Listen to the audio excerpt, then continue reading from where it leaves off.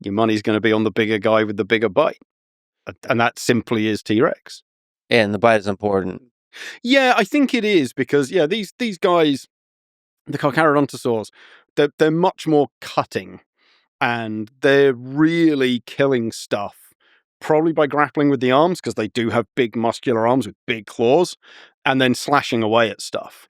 So I think they're probably doing something more like, almost like wolves or hyena or hunting dog, where they're harrying stuff and slashing at it and you're basically bleeding them out and wearing them down. So what about that strategy? So maybe you could speak to biting strategy. So T-Rex is, I guess, a relatively slow bite, but extremely powerful. What about animals that have very fast bites? So it's very simple mechanics. If you have a very long jaw, you're going to close faster, but with less power at the tip than if you have a really short one that's deep. And so that really is it.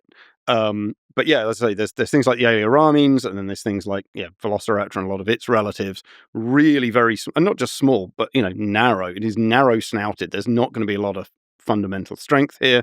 The teeth, very numerous, very small. So they're much more about grabbing something tiny.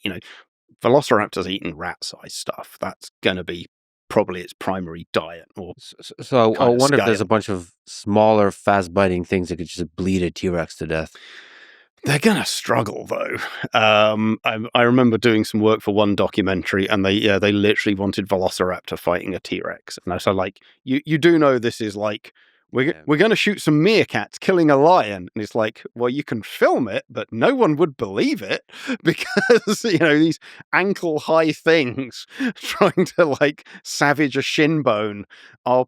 Yeah, I'm sure they'll make some holes and it'll lose some blood and it may not be very happy, but I don't think they're going to win. The size of Velociraptor was exaggerated by Jurassic Park. Enormously. I mean, they get a bit bigger than this in terms of the skull. But yeah, they're kind of thigh high to me, like a meter or so to the top of the head, 2 meters long. Whereas in the movies, they're like standing taller than guys who are 6 foot. So it's just massively, massively scaled up. And then these kind of big kind of domey heads, then they're not the really long, narrow snout